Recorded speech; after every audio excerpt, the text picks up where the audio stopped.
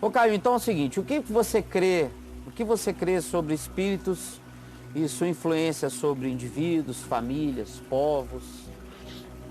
Espíritos. Espíritos. O que você crê sobre os espíritos e sua influência sobre indivíduos, famílias, povos? Olha, Braulio, não dá para você dissociar a leitura bíblica de espíritos. Você tem no Velho Testamento muito menos alusões a espíritos. Mas você tem.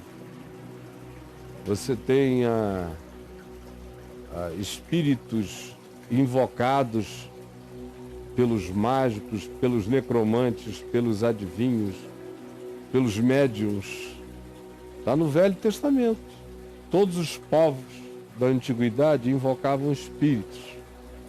Fossem os espíritos dos mortos, dos seus ancestrais mortos, ou fossem espíritos de qualquer que fosse a natureza, espírito de deuses, de divindades, de entes superiores à própria humanidade, não necessariamente Deus, mas até espírito de semideuses, espíritos de semideuses, como você vê entre os gregos.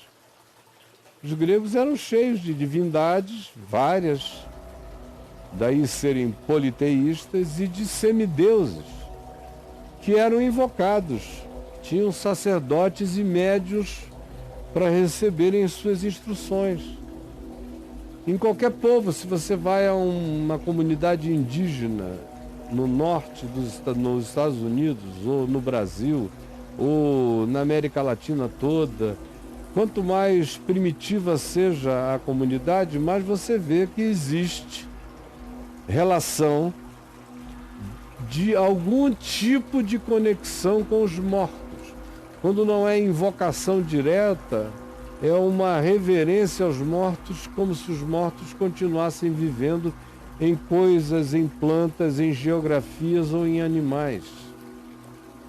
E você, no Velho Testamento, vê poucas alusões a espíritos, mas você vê a alusão a espírito de assombração, a espíritos que habitam lugares estranhos, a espíritos imundos presentes em lugares do ódio e da ruína. Isso o Velho Testamento narra esses episódios. Quando você chega, embora a pessoa de Satanás seja muito rara no Velho Testamento, você tem a alusão àquela serpente que é indefinível. No texto de Gênesis 3, ela não tem uma definição, ela é só a mais astuta de todos os animais da criação. Não é usada a palavra Satanás? Não, ali não. Tá. Você começa a ter a evolução da terminologia depois de um determinado momento na história de Israel. E especialmente depois que eles foram para o exílio em Babilônia, é que eles ficaram mais afeitos Aí começa a pintar a essas figuras míticas dos povos em volta, que eram completamente demoníacas e satânicas. Então, isso provocou uma influência nos judeus e, obviamente, na literatura do Velho Testamento. Quando você chega no profeta Zacarias, você já tem um encontro entre o sumo sacerdote Josué, o anjo do Senhor, que é Cristo antes de Jesus, e Satanás, que estava ali para o acusar. Assim como em Jó, você vê a outra alusão, é Satanás indo à presença da corte real, reivindicar Jó para obrigá-lo a blasfemar contra Deus. E você vê também quando Davi matou os últimos gigantes, descendentes de Golias, diz: então se levantou Satanás contra Israel. são as alusões do Velho Testamento. Ele fala mais que no Novo, Caio? Ou Não, qual no fala Velho não fala quase, só essas três que eu estou falando. 3 alusões. É. Usa a expressão Satã para designar todo tipo de adversário. Homem, humano, qualquer coisa. Presta atenção para você me entender. No Novo Testamento é que nós já temos uma multidão de endemoninhados. E aqueles endemoninhados, para mim, eles decorrem de um monte de fenômenos sindrômicos, como se fosse uma síndrome, uma convergência de fenômenos tantos que a grande questão daquele povo da Galileia, de Decápolis e regiões onde Jesus escolheu viver, onde havia endemoniado todo dia, a grande situação deles era a perda de identidade. Daí ter tanto demônio, aos quais Jesus chamou de espíritos imundos. Ele não deu nenhuma outra designação, não esclareceu a origem das figuras, só disse que eram espíritos imundos. E a gente fica sabendo de algumas coisas sobre aquelas entidades, como elas gostam do calor dos corpos, como elas precisam possuir coisas, até porcos. Deixa-nos entrar nos porcos. Certo. Como elas produzem um monte de sintomas que, se eu for ficar falando aqui, eu vou falar até às 6 da tarde.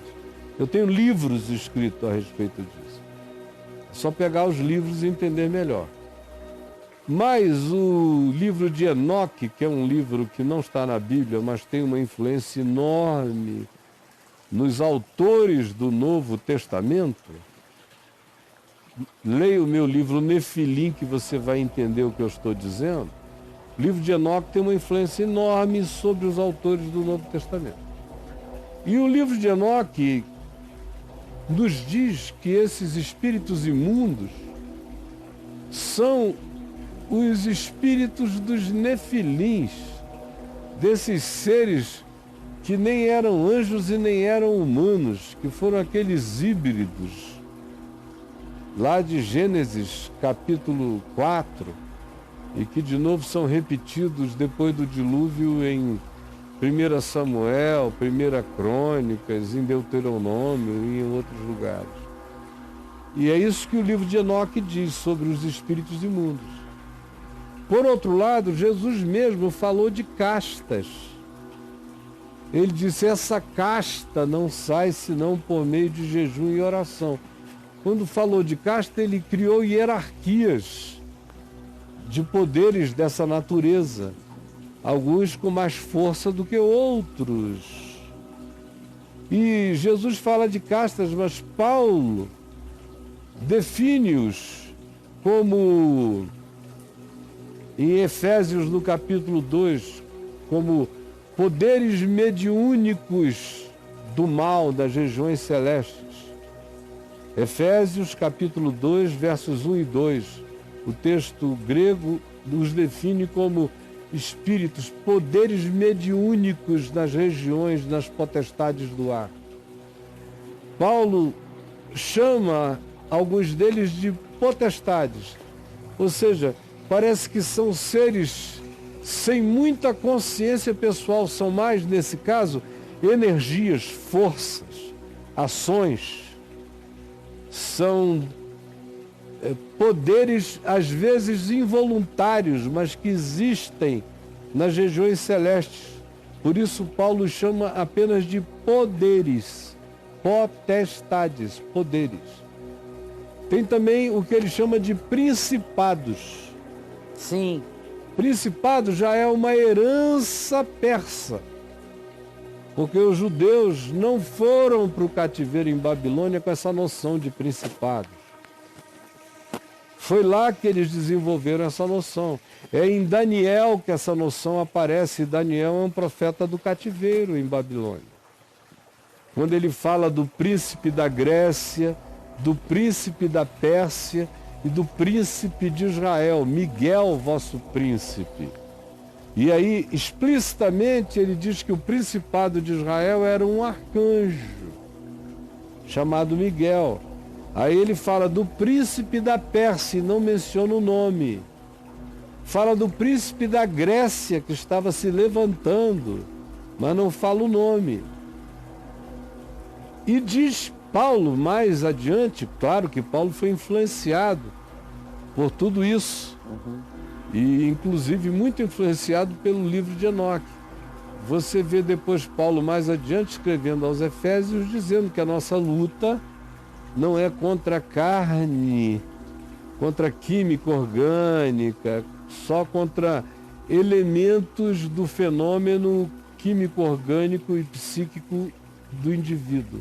Nossa luta também é, além disso, contra principados e ataques, potestades. Parece que são zeitgeists. Sim.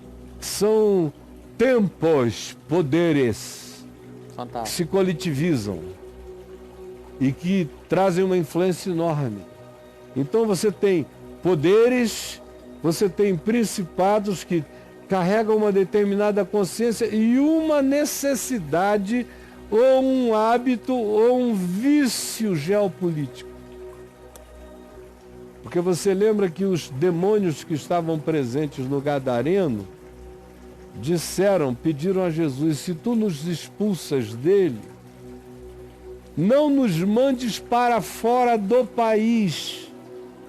Está escrito lá em Marcos: não nos mandes para fora do país, antes permite-nos entrar nos porcos. Parecia que de algum modo eles não queriam se afastar daquela geografia. Eu tenho um livro chamado Entre Mundos, que explica bastante essa coisa de não nos mandes para fora do país e o vínculo de principados e potestades com certas geografias, com a geopolítica, com a história de determinados lugares. Eles se misturam com as histórias coletivas, acumuladas daqueles ambientes, os principados e as potestades. São zeitgeists. São. Olha aí. Eles são superiores. O zeitgeist é o poder que decorre, é a força. Eles, de certa forma, eles influenciam nisso? Claro, totalmente, está tudo junto. Olha só. Potestades, principados, poderes, forças. Paulo chama de tronos.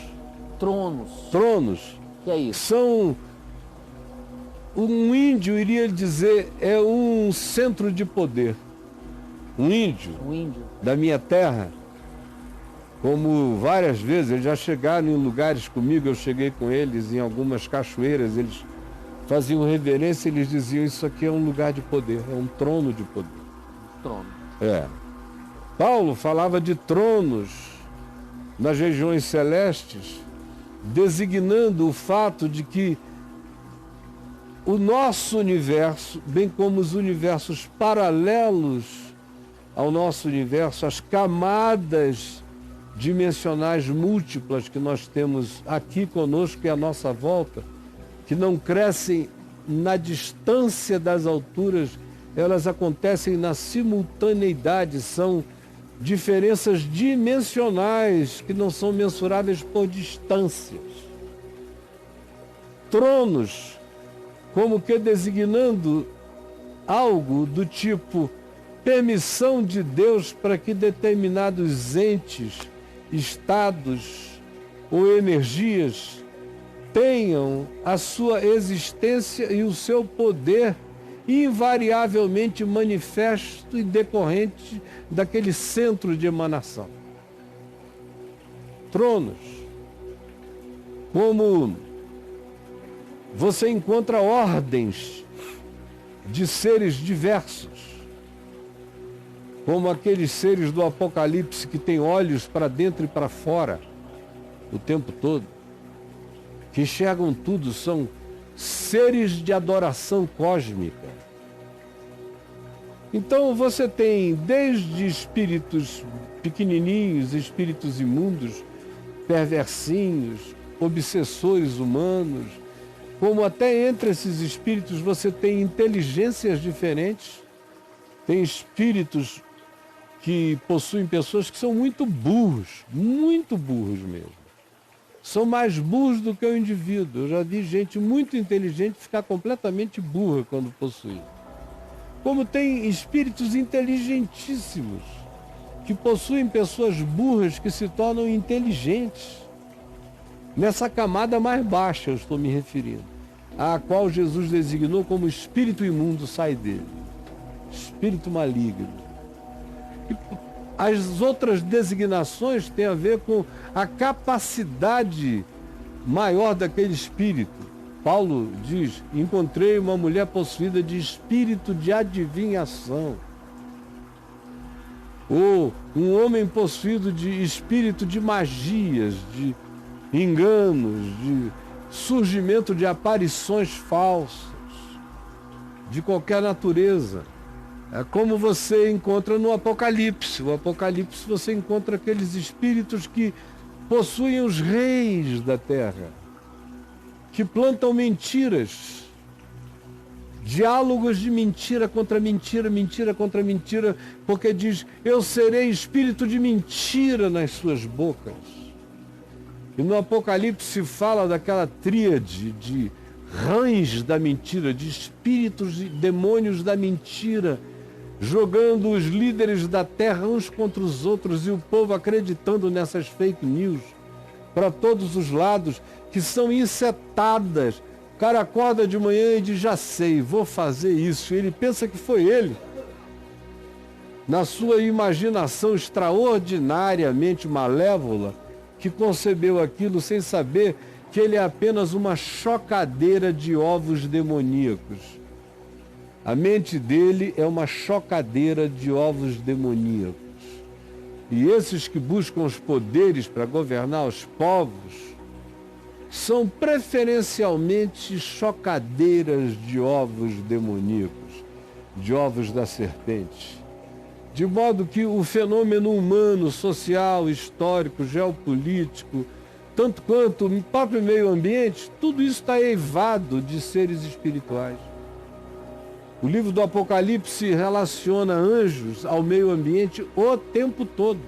Se alguém ali quiser ter uma experiência, releia o Apocalipse hoje, só marcando toda vez que aparece e o anjo tocou nas águas, tocou na erva verde, tocou no ar, tocou nisso, tocou naquilo.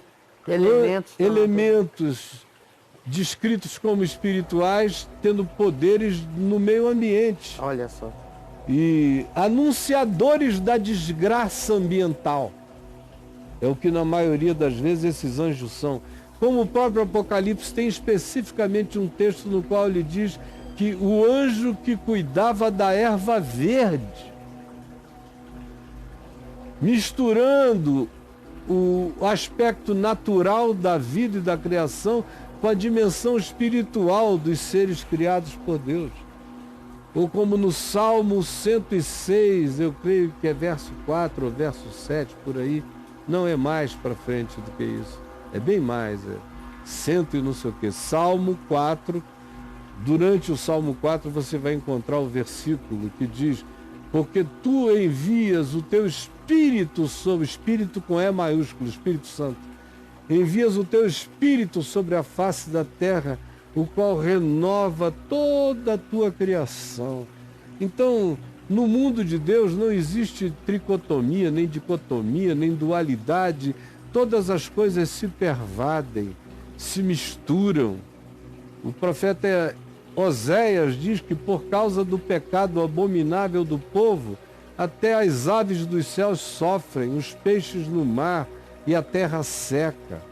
A relação entre clima e pecado humano está presente no Velho Testamento o tempo todo. E eu já ia esquecendo. Eu publiquei ontem, acho que foi no Facebook, uma matéria sobre um cientista de Oxford, um cara grande em Oxford, dizendo isso, que na opinião dele,